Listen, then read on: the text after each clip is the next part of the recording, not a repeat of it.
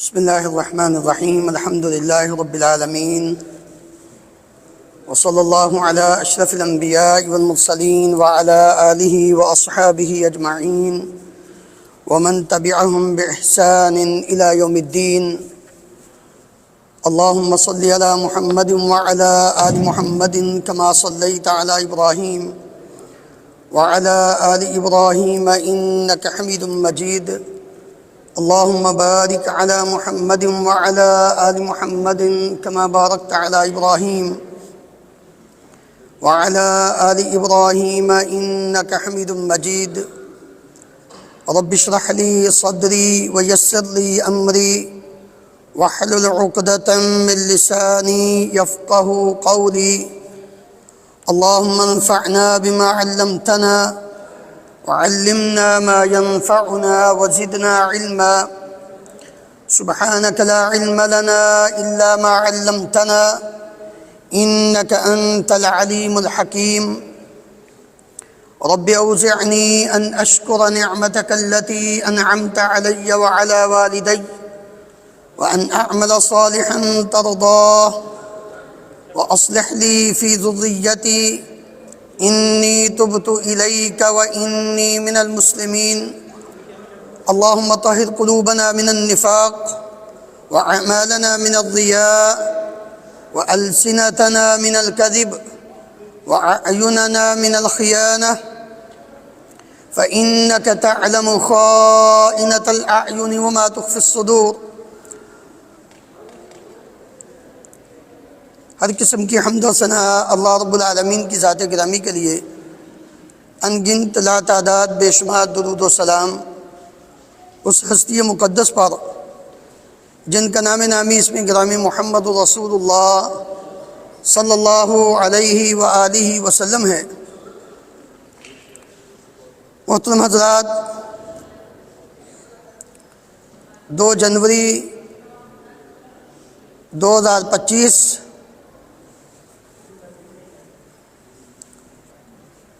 کا پہلا ماہانہ اجتماع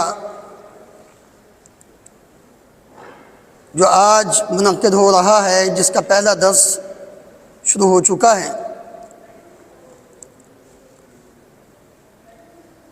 موضوع آپ اشتہارات کے ذریعے، سوشل میڈیا کے ذریعے جان چکے ہیں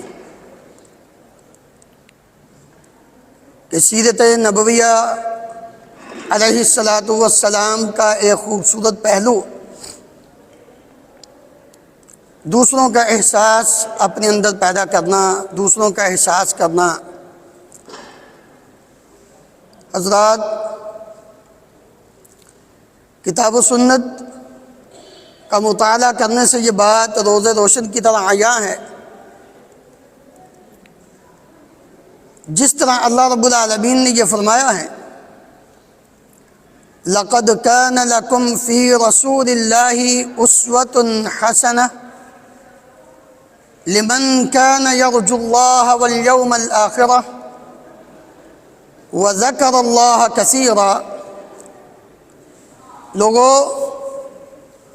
تمہارے لیے رسول اللہ صلی اللہ علیہ وآلہ وسلم کی زندگی، آپ کے لیل و نہار، شب و روز، آپ کا اٹھنا بیٹھنا،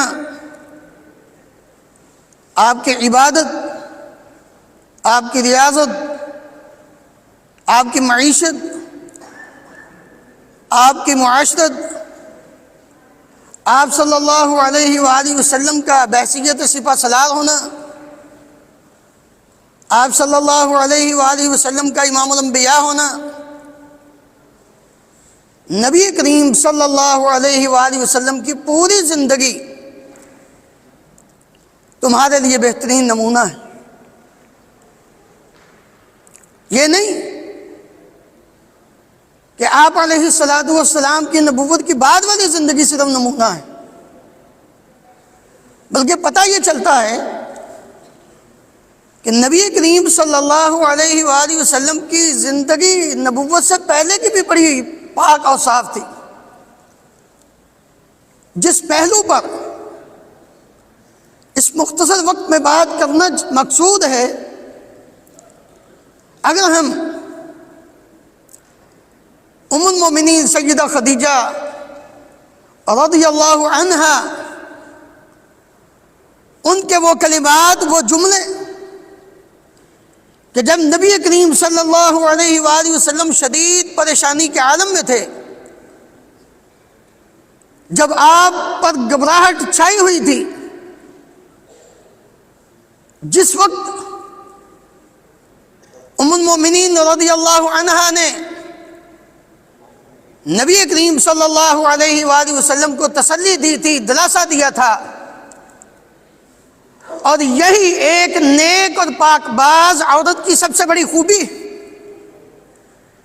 کہ وہ اپنے خامد کو کبھی بھی کسی بھی موقع پر گرنے نہیں دیتی۔ آپ صلی اللہ علیہ وآلہ وسلم غار حرا میں جبریل امین علیہ السلام آتے ہیں اور آ کر عرض کرتے ہیں اقرأ، صحیح بخاری میں آپ علیہ السلام فرماتے ہیں ما انا بقارئ، میں تو پڑھا ہوا نہیں۔ کہتے ہیں انہوں نے مجھے اپنے ساتھ ملا کے مجھے اچھی طرح بینچا، قریب تھا کہ میری پسلیاں ٹوٹ جاتی، دبایا نبی صلی اللہ علیہ وآلہ وسلم کو۔ پھر انہوں نے کہا اقرأ، اب میں نہیں پڑھ سکتا، کیونکہ پیغمبر دنیا میں کسی انسان کا اسٹوڈنٹ اور شاگرد نہیں ہوتا،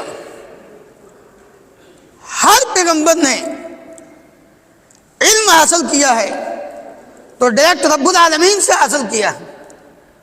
وَعَلَّمَكَ مَا لَمْ تَكُنْ تَعْلَمْ، اللہ تعالیٰ فرماتے ہیں اللہ نے آپ کو وہ علم دیا جس کو آپ نہیں جانتے تھے، آپ کو اس بات کی تعلیم دی جس کو آپ نہیں جانتے تھے۔ تیسری بات، جب دبا کے چھوڑا تو جبریل امین علیہ السلام کہتے ہیں یا رسول اللہ صلی اللہ علیہ وسلم اقرأ بسم ربک الذی خلق، خلق الانسان من علق، اقرأ وربک الاکرم الذی علم بالقلم علم الانسان ما لم يعلم۔ یہ پہلی 5 آیتیں سورۃ علق کی نازل ہوئی۔ پہلا واقعہ تھا، پہلا موقع تھا، اللہ اکبر، واپس آئے۔ چونکہ اس واقعے کے پیش آنے سے پہلے نبی کریم صلی اللہ علیہ وسلم کی یہ عادت مبارکہ تھی کہ آپ گھر سے ہفتے کا راشن لے کر زیادہ راہ لے کر چلے جاتے اور غار حرا میں اللہ رب العالمین کی عبادت کرتے۔ آپ علیہ السلام فرماتے ہیں کہ پہلے اچھے خواب، نبوت کی بشارات میں سے اچھے خواب آنے شروع ہوئے۔ پھر جب جبریل امین آئے، انہوں نے یہ آیات پڑھ کے سنائی، بتایا، گھبراہٹ، پتہ نہیں یہ کون ہے۔ واپس آئے، آ کر ام المومنین سے کہتے ہیں زملونی زملونی فزملوہ۔ نبی کریم صلی اللہ علیہ وآلہ وسلم جب واپس آئے، یرجف فؤادہ، آپ کا دل کانپ رہا تھا، دھڑک رہا تھا۔ جب حضرت خدیجہ نے چادر اوپر ڈال دی، حتی ذہب عنہ الروع، جب آپ سے گھبراہٹ ختم ہوئی، فقال لخدیجہ، خدیجہ رضی اللہ عنہا سے کہتے ہیں، فرماتے ہیں وَأَخْبَرَهَا الْخَبَرُ، جو دیکھا تھا، جو سنا تھا، وہ بیان کیا۔ اور ساتھ آپ نے کیا فرمایا، لَقَدْ خَشِيتُ عَلَى نَفْسِي، اے خدیجہ مجھے اپنی جان کا خطرہ ہے، مجھے اپنی جان کا خطرہ ہے، میں ڈر رہا ہوں یہ میرے ساتھ کیا واقعہ پیش آ گیا۔ اللہ اکبر۔ اس وقت ام المومنین رضی اللہ عنہا عرض کرتی ہے کلا واللہ ما یخزیک اللہ ابدا، اے پیارے پیغمبر علیہ السلام، یہ کیسے ہو سکتا ہے کہ اللہ رب العالمین آپ کو بے یار و مددگار چھوڑ دے؟ یہ نہیں ہو سکتا۔ کیوں؟ نبی کریم صلی اللہ علیہ وآلہ وسلم کے اندر وہ حس، وہ احساس جو نبوت سے پہلے لوگوں کا پایا جاتا تھا، اس کو بیان کرتے ہوئے فرماتی ہیں کیوں اللہ رب العالمین آپ کو رسوا نہیں کرے گا؟ اس لیے انک لتصل الرحم، سب سے پہلا کام آپ نے 40 سالہ زندگی میں یہ کیا ہے کہ آپ نے رشتہ داروں کو ملایا۔ آج بھائی بھائی کا دشمن بنا بیٹھا ہے، حصی ختم ہو گئی۔ پنجابی میں کہتے ہیں خون چٹا ہو گیا ہے، خون ہی سفید ہو گئے۔ بھائی بھائی کو، بھائی بہن کو، بہن بھائی کو احساس ہی ختم ہو گیا کہ یہ ہمارے بہن ہے، ہماری بہن ہے، ہمارا بھائی ہے۔ اور بات تو اس سے بھی آگے نکل چکی ہے، احساس اس قدر ناپید ہو چکا، جس پیغمبر کے ہم امتی ہیں وہ پیغمبر اپنی امت کا اس قدر احساس کرتا ہے کہ دنیا میں اس کی مثال نہیں ملتی، اور ہم ہیں کہ ہم چند ٹگوں کی خاطر، دنیا کے مال و دولت کی خاطر اپنے باپ کو قتل کر دیتے۔ ہماری حالت تو یہ بن چکی۔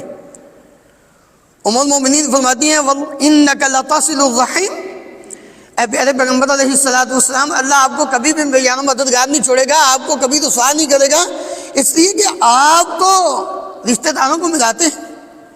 وَتَحْمِلُ الْكَلْ، آپ تو لوگوں کا بوجھ اٹھاتے ہیں۔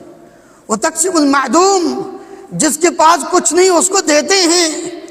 وَتَقْرِ الضَّيْفِ، آپ تو مہمانوں کی عزت کرتے ہیں۔ وَتُعِينُ عَلَى نَوَائِبِ الْحَقِّ، آپ تو بے یار و مددگار کمزور لوگوں کی اعانت کرتے ہیں۔ آپ کو رب العالمین کیسے چھوڑ سکتا ہے؟ آپ کو اللہ رب العالمین کیسے؟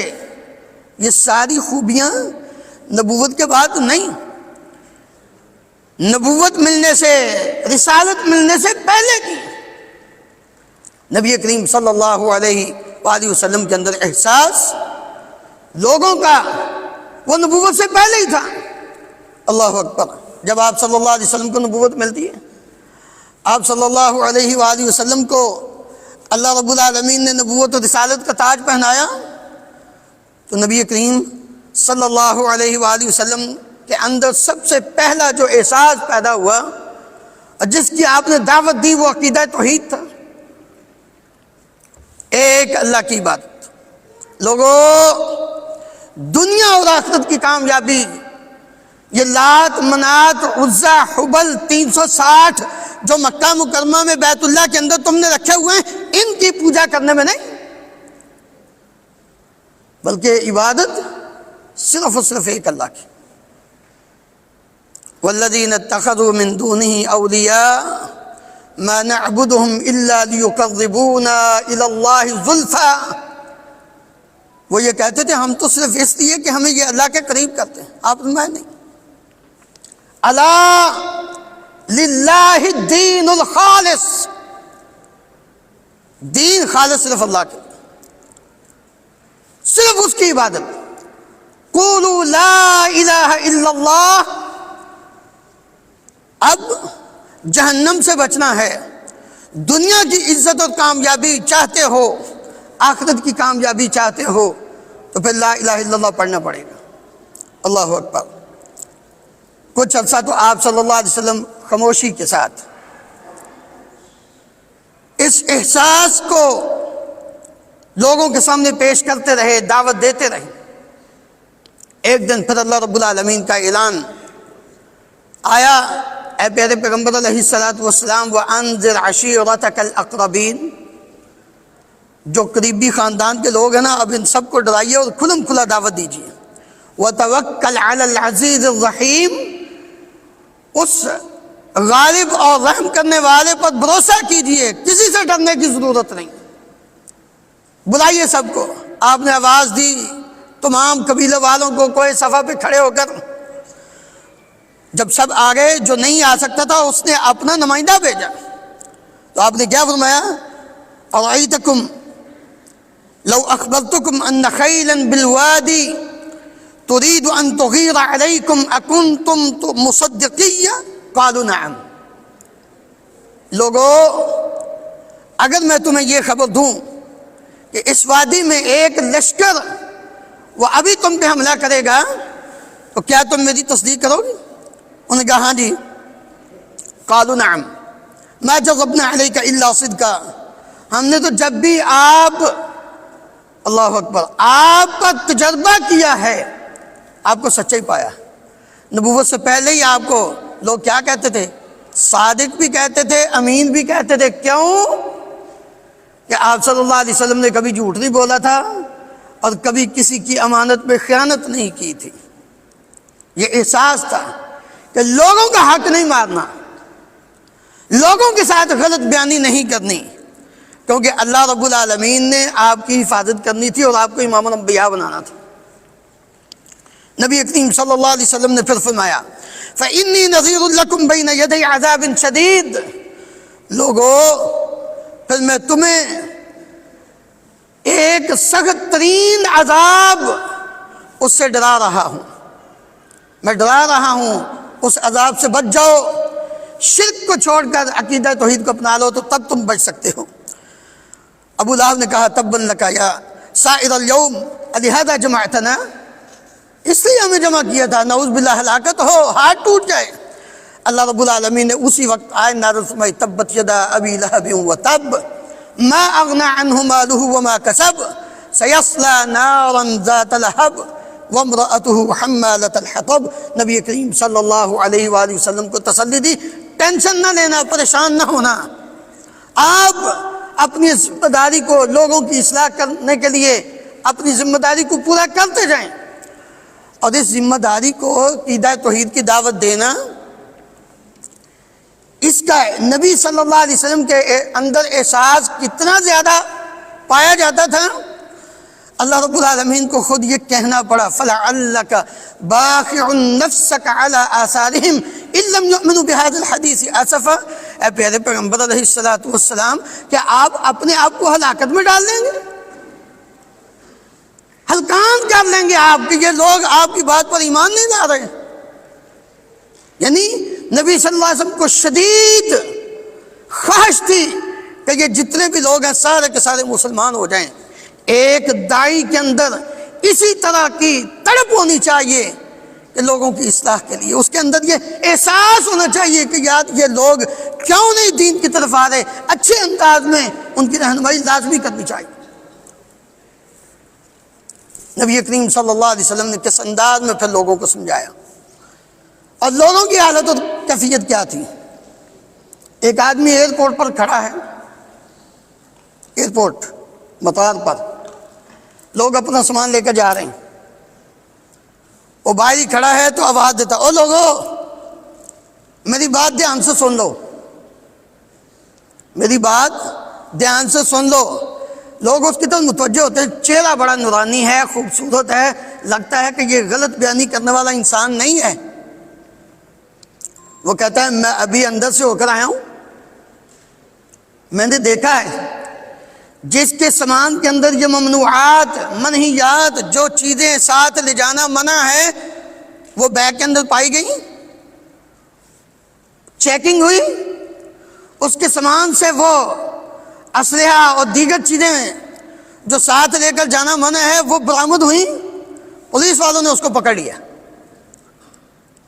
وہ کہتا ہے مجھے معاف کر دو، وہ کہتے ہیں ہم معاف بھی نہیں کرتا۔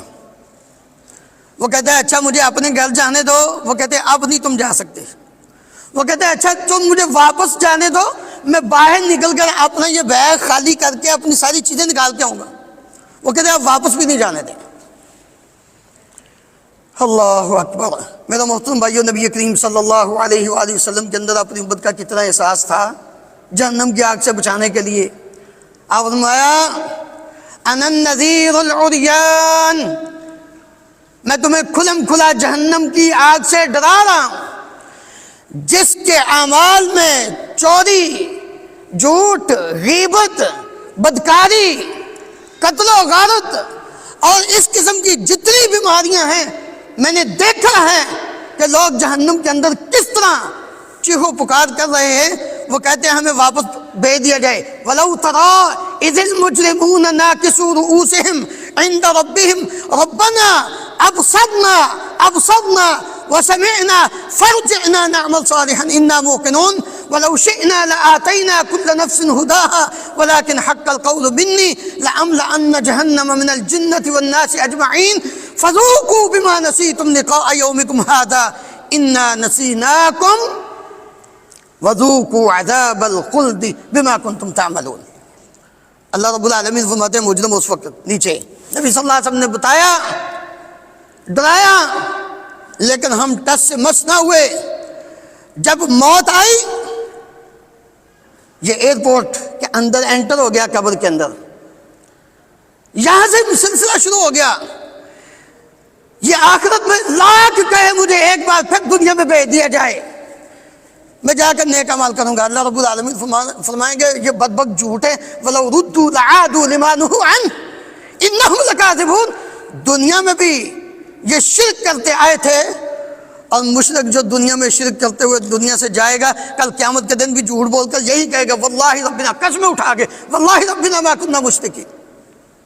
بھائیو اللہ اکبر. نبی کریم صلی اللہ علیہ وآلہ وسلم نے فرمایا میری مثال اور لوگوں کی مثال ایسے ہے جیسے ایک شخص نے آگ جلائی، جب روشن ہو گئی تو یہ جو کیڑے مکوڑے پتنگے اڑ کر اس آگ کے اندر داخل ہوتے ہیں اور وہ ان کو پیچھے ہٹاتا ہے، کہتا ہے ان کو بچانے کی کوشش کرتا ہے، لیکن وہ اس پر غالب آ کے اس کے اندر داخل ہوتے ہیں. فَأَنَا آخُذُ بِحُجَزِكُمْ عَنِ النَّارِ وَهُمْ يَقْتَحِمُونَ فِيهَا. میں تمہیں جہنم کی آگ سے بچانا چاہتا ہوں اور تم زبردستی مجھ سے اب بد اعمال کر کے جہنم کے اندر جانا چاہتے ہو. عبادات کے اندر نبی کریم صلی اللہ علیہ وآلہ وسلم کا احساس امت کے حوالے سے. اللہ اکبر. جابر بن عبداللہ انصاری رضی اللہ عنہ بیان کرتے ہیں ایک آدمی اپنی 2 اونٹنیاں جس کے اوپر پانی لاد کر وہ آیا تھا، وقت جنح اللیل، رات چھا چکی تھی، یعنی عشاء کا وقت ہو چکا تھا.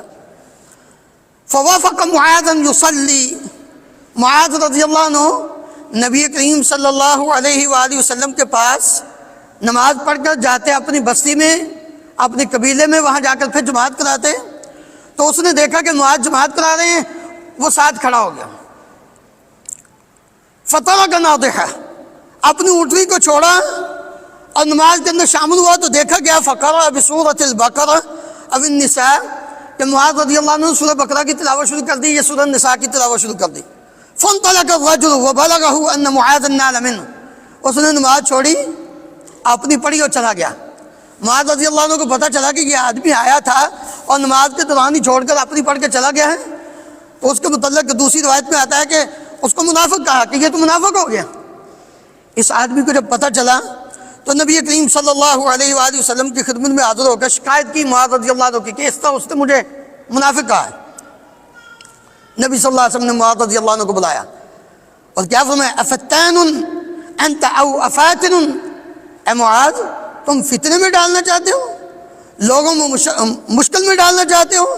فلولا صلیت بسبح اسم ربک والشمس وضحاها واللیل اذا یغشی، تو نے ان صورتوں کی تلاوت کر کے نماز عشاء کیوں نہیں پڑھائی؟ اللہ اکبر.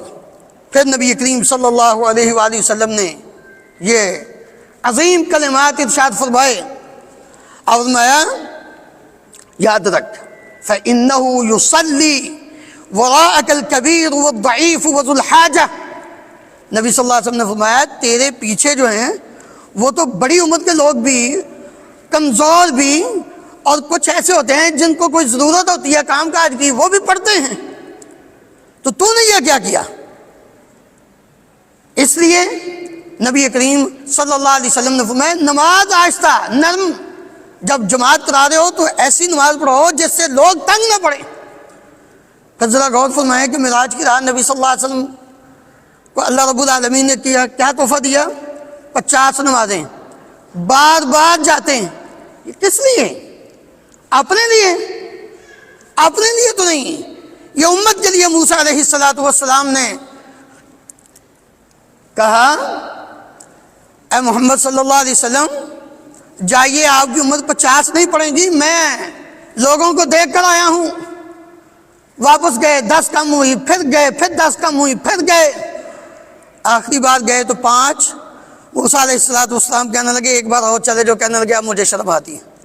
بھئی یہ کیا وجہ تھی؟ اللہ رب العالمین نے فرمایا ذالک خمس، یہ پڑھنے میں 5 ہیں لیکن اجر و ثواب 50 کی دوں گا. نبی کریم صلی اللہ علیہ وآلہ وسلم نے اسی طرح لوگوں کے اندر اس چیز کے احساس کو بھی محسوس کرتے ہوئے نرمی کہ روزہ بہت بڑی عبادت ہے. لیکن ام المؤمنین سیدہ عائشہ صدیقہ رضی اللہ عنہا جب بعض امہات المؤمنین سے بیان کرتی کہ 3 آدمی آئے آ کر انہوں نے نبی کریم صلی اللہ علیہ وآلہ وسلم کی عبادت کے بارے میں پوچھا.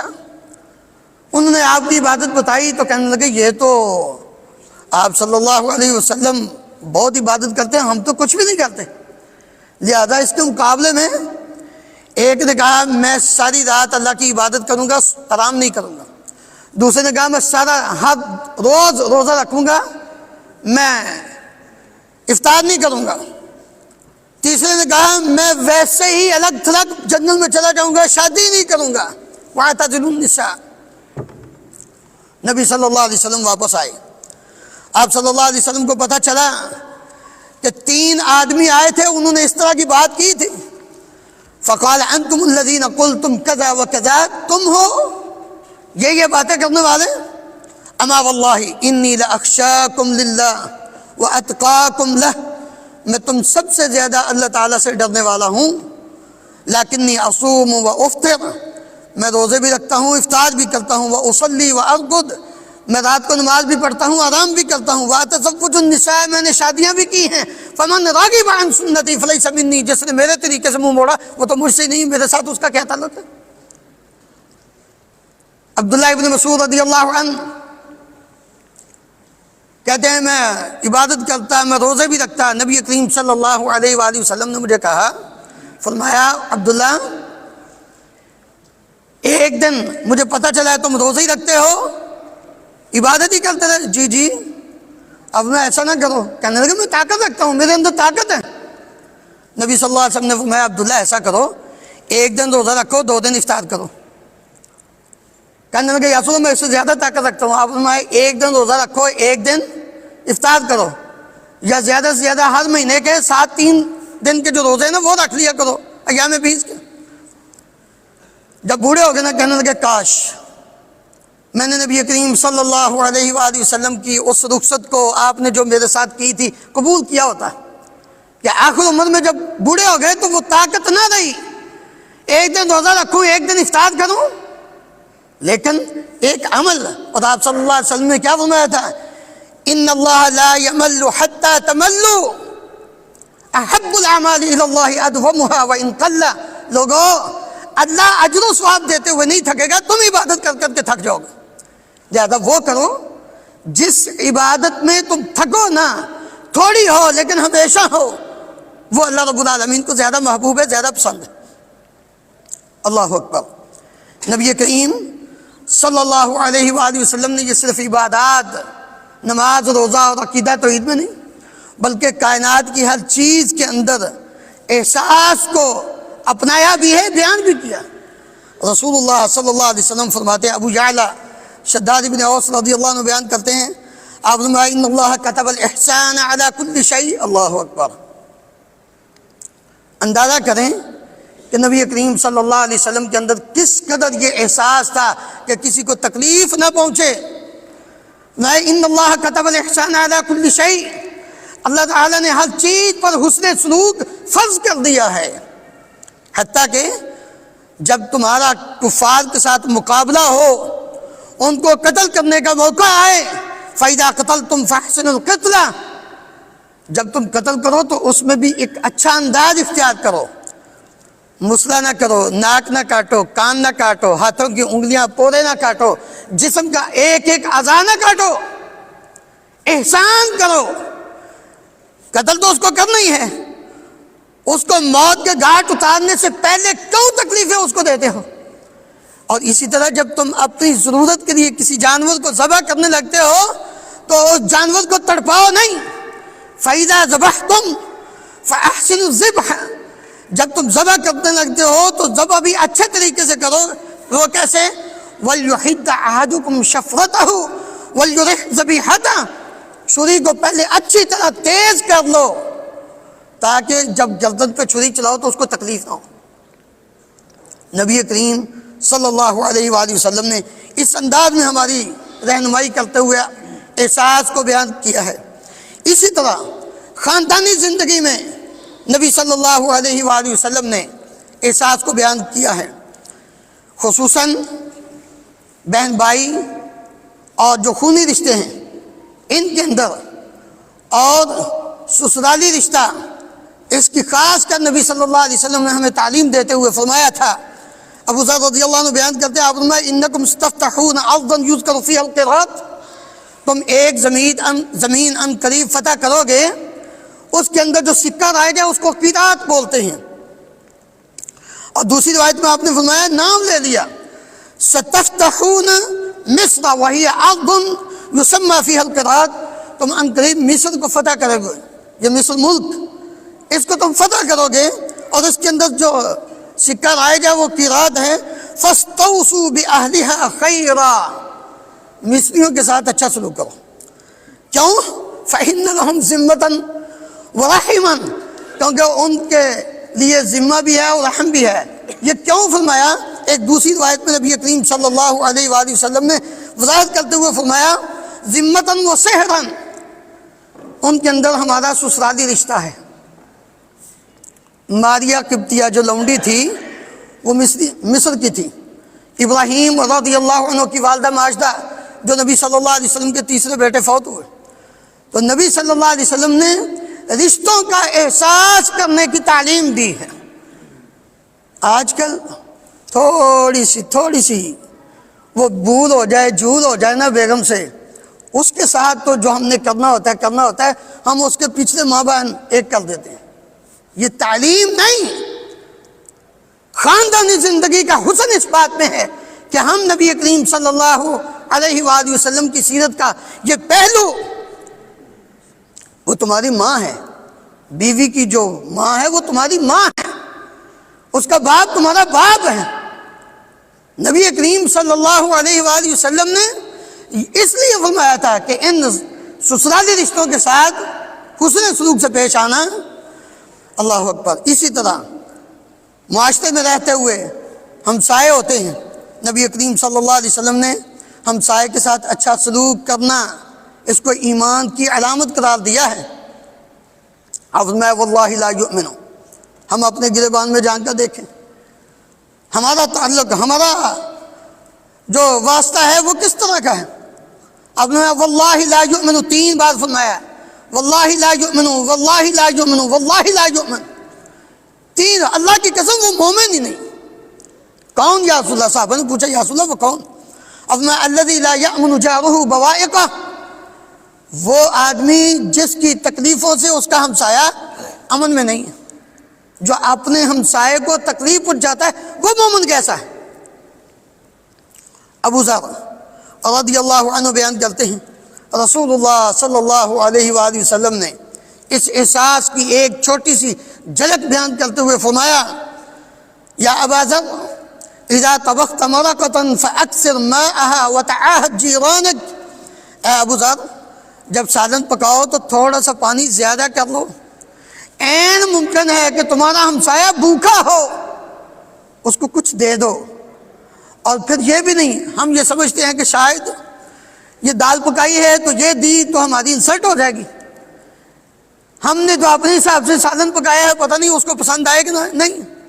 نبی صلی اللہ علیہ وسلم نے فرمایا، لا تحقرن جارۃ لجارتها ولو فرسن شاة، کوئی پڑوسن اپنی پڑوسن کے بھیجے ہوئے ہدیے کو حقیر مت سمجھے، خواہ اس نے بکری کے بچے کا یا بکری کا ایک پایا وہی کیوں نہ بھیجا ہو، جتنی کسی کے اندر استطاعت ہے وہ اس کے مطابق بھیجے، جو زیادہ مال و دولت والا جو اچھا کھانا پکاتا ہے وہ اس کے حساب سے دے دے۔ اللہ اکبر۔ اسی طرح میرا محترم بھائیو، ظاہر بات ہے انسان کو زندگی گزارنے کے لیے کچھ بزنس کرنا پڑتا ہے، کاروبار کرنا پڑتا ہے تاکہ وہ اپنی روٹی کما سکے۔ نبی کریم صلی اللہ علیہ وسلم نے اس کے اندر بھی ہمارے لیے احساس کا پہلو رکھا ہے۔ آپ صلی اللہ علیہ وسلم نے فرمایا، دھوکہ نہ دو. جب بزنس کرتے ہو، کاروبار کرتے ہو، دھوکہ نہ دو. بازار میں جا رہے، ایک گلے کا ڈھیر پڑا ہوا، آپ نے ایسے ہاتھ اس کے اندر ڈالا، اوپر خشک دانے، اندر تر دانے گیلے تھے، تو ظاہر بات ہے خشک کا وزن وہ ہلکا ہے، جو تر ہیں وہ بھاری ہیں. آپ نے ہاتھ باہر نکال کے پوچھا یہ کیا؟ کہنے لگا جی رات کو نا بارش آئی تھی تو اب میں تو نے اندر والے اوپر کیوں نہ کیے؟ من غشنا فلیس منا، جو ہمیں دھوکہ دیتا ہے، لوگوں کو دھوکہ دیتا ہے، وہ اس کا ہمارے ساتھ کیا تعلق؟ اس لیے دھوکہ نہیں دینا.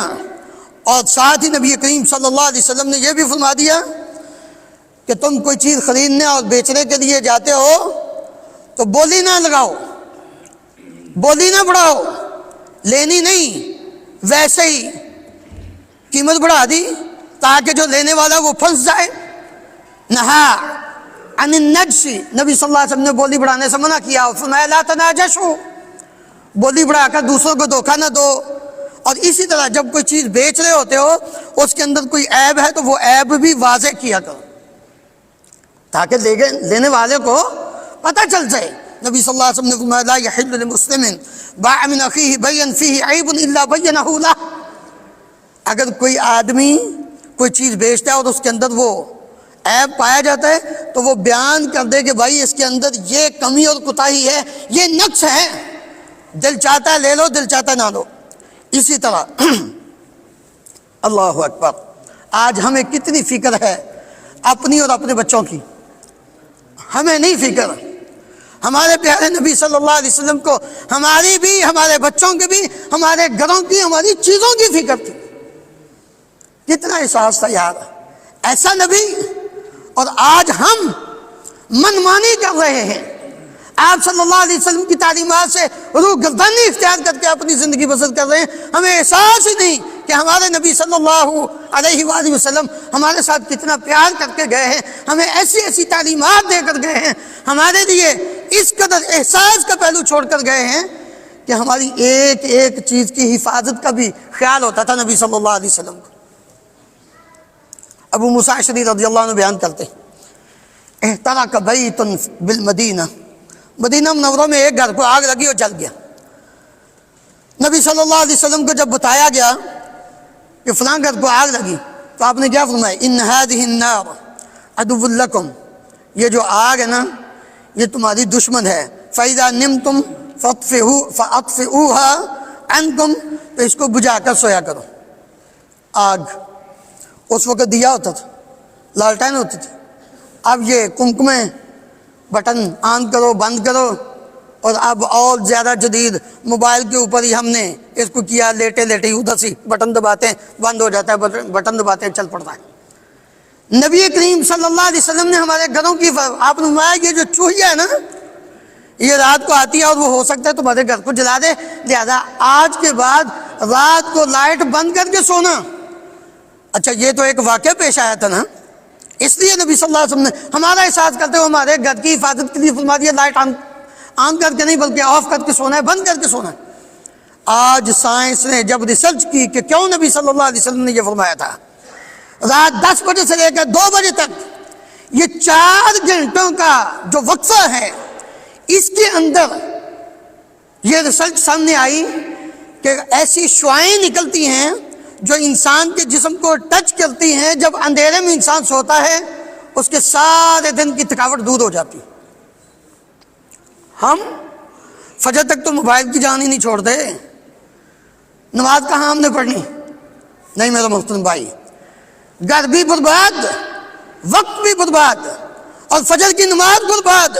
سورج نکل آیا، بال الشیطان فی اذنہ، ایسا انسان اتنا خبیث النفس ہو جاتا ہے کہ شیطان اس کے کان میں پیشاب کرتا ہے، جو ساری رات جاگتا رہا اور فجر کی نماز بھی اس نے جماعت کے ساتھ نہ پڑھی. نبی صلی اللہ علیہ وسلم نے فرمایا رات کو بند کر کے سویا کرو. اسی طرح جابر بن عبداللہ رضی اللہ عنہ بیان کرتے ہیں نبی کریم صلی اللہ علیہ وسلم نے فرمایا اللہ اکبر، بچوں کی حفاظت ہم پکڑ کے گھر میں رکھتے ہیں. آپ فرمایا اذا کان جنح اللیل، جب رات شروع ہو جائے، سورج غروب ہونے والا ہو، او امسیتم، یہ شام کا وقت ہو جائے، فکفوا صبیانکم اپنے بچوں کو روک کر رکھو۔ آج کل اس کا الٹ ہو رہا ہے۔ کیوں آپ نے فرمایا کہ جب شام کا وقت ہو اپنے بچوں کو روک کر رکھو؟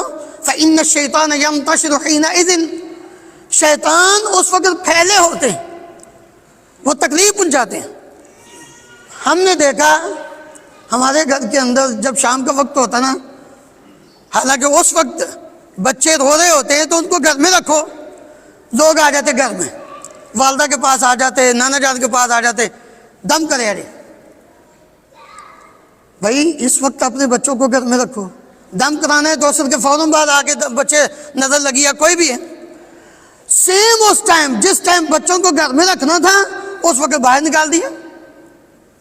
نہیں، نبی صلی اللہ علیہ وسلم نے فرمایا فَإِذَا ذَهَبَ سَاعَةٌ مِّنَ اللَّيْلِ فَخَلُّوهُمْ، ہاں جب چھا جائے، رات چھا جائے پھر ٹھیک ہے، پھر نکلو باہر، کوئی بات نہیں، لیکن اس کے ساتھ ساتھ اور کیا کرنا ہے؟ وَأَغْلِقُوا الْأَبْوَابَ وَاذْكُرُوا اسْمَ اللَّهِ فَإِنَّ الشَّيْطَانَ لَا يَفْتَحُ بَابًا مُغْلَقًا، دروازہ بند کرو اور بسم اللہ پڑھو۔ وہ دروازہ جس کو بسم اللہ پڑھ کے بندہ بند کرتا ہے شیطان اس کو نہیں کھول سکتا۔ اور اسی طرح آپ نے فرمایا وَخَمِّرُوا آنِيَتَكُمْ وَاذْكُرُوا اسْمَ اللَّهِ، اپنے برتنوں کو ڈھانپ دو، بسم اللہ پڑھو۔ اور فرمایا وَأَوْقُوا قِرَبَكُمْ وَاذْكُرُوا اسْمَ اللَّهِ، جو مشکیزہ ہے اس کو ڈھانپ دو، اس کے منہ کو اچھی طرح باندھ دو، بسم اللہ پڑھو۔ وَلَوْ أَن تَعْرُضُوا عَلَيْهَا شَيْئًا، اگر اور کچھ نہیں تو کم از کم اس کے اوپر کوئی چپٹی چیز رکھ دو۔ اور ساتھ فرمایا وَأَطْفِئُوا مَصَابِيحَكُمْ، اپنے چراغ ان کو بجھا کر پھر سویا کرو۔ میرے محترم بھائیوں، نبی کریم صلی اللہ علیہ وآلہ وسلم نے گھروں کے معاملات ان کے حوالے سے یہ احساس کی بات ہمارے سامنے پیش کی۔ اسی طرح جانور، ہم سمجھتے ہیں کہ صرف انسان، جانوروں کے ساتھ بھی نبی صلی اللہ علیہ وسلم نے اچھا سلوک، وہ کس انداز میں؟ ایک تو تھا کہ ذبح کرتے وقت، ایک ہے کہ ویسے جانور آپ کے پاس ہیں خوف زدہ نہ کرو، یہ احساس تھا انسانوں کو تو ہے ہی، جانوروں کے ساتھ بھی۔ اللہ اکبر۔ عبداللہ رضی اللہ عنہ بیان کرتے ہیں کننا مع رسول اللہ صلی اللہ علیہ وسلم فی سفر، ایک سفر نبی صلی اللہ علیہ وسلم کے ساتھ تھے، فانطلق لحاجتی، آپ اپنی حاجت کے لیے کہیں گئے، فرأینا حمرة معها فرخان، ہم نے سرخ رنگ کا ایک پرندہ دیکھا چڑیا کی طرح، اس کے ساتھ اس کے دو بچے تھے، ہم نے اس کے دونوں بچوں کو لے لیا، وہ چڑیا جب آئی نا تو وہ اپنے پر پھڑپھڑانے لگی، فجعلت تفرش، اپنے پر پھڑپھڑانے لگی۔ نبی صلی اللہ علیہ وسلم نے دیکھا تو آپ نے من فجع هذه بولدها ردوا ولدها الیہا، کس نے اس کو خوف زدہ کیا ہے اس کے بچوں کی وجہ سے، واپس لوٹاؤ۔ جانوروں کو بھی پریشان کرنے سے آپ صلی اللہ علیہ وسلم نے منع کیا۔ اللہ اکبر۔ آخری بات، نبی کریم صلی اللہ علیہ وآلہ وسلم فرماتے ہیں کہ ہر نبی کی ایک دعا مستجاب تھی جو اس پیغمبر کو دنیا میں حق تھا کہ وہ کرے، اور اللہ رب العالمین اس کی وہ دعا ضرور قبول کریں گے۔ آپ صلی اللہ علیہ وسلم نے فرمایا ہر پیغمبر نے وہ دعا کی اور اس کی دعا وہ قبول ہوئی، لیکن آپ نے فرمایا وَأُرِيدُ أَنْ أَخْتَبِيَ دَعْوَتِي، اللہ اکبر، شَفَاعَةً لِأُمَّتِي فِي الْآخِرَةِ، لوگو میں نے یہ دعا دنیا میں اللہ تعالیٰ سے نہیں کی، میں نے اس دعا کو محفوظ رکھا ہے کہ کل قیامت کے دن اپنی اس امت کے لیے شفاعت کروں گا رب العالمین سے۔ اور نبی صلی اللہ علیہ وسلم ہیں جو قیامت کے دن بھی صرف اپنی جان نہیں بلکہ آپ صلی اللہ علیہ وسلم کیا فرمائیں گے وہاں بھی، رب سلم رب سلم رب امتی رب امتی۔ یہ میرے محترم بھائیوں، پیارے نبی کریم صلی اللہ علیہ وآلہ وسلم کی سیرت کا ایک خوبصورت پہلو، نبوت سے پہلے، نبوت کے بعد اور مرنے کے بعد قیامت کے دن بھی نبی صلی اللہ علیہ وسلم کے اندر اگر کسی چیز کا احساس تھا، ہے، ہوگا تو وہ اپنی امت کا تھا۔ اللہ رب العالمین ہمیں پیارے نبی صلی اللہ علیہ وآلہ وسلم کی سیرت پر کما حقہ عمل کر کے زندگی بسر کرنے کی توفیق عطا فرمائے۔ السلام علیکم ورحمۃ اللہ وبرکاتہ۔ ناظرین اکرام، اسلامک ٹی وی اس چینل کو ابھی تک جنہوں نے سبسکرائب نہیں کیا ہے، برائے مہربانی اس چینل کو سبسکرائب ضرور کریں اور ہر دن کی اپڈیٹ کے لیے اس کے ساتھ ہی ایک بیل ایک گھنٹی کا نشان آئے گا، اسے آپ ضرور پریس کریں اور اسے دبا کر آپ ہمارے ساتھ تعاون فرمائیں۔ جزاک اللہ خیر۔ السلام علیکم ورحمۃ اللہ وبرکاتہ۔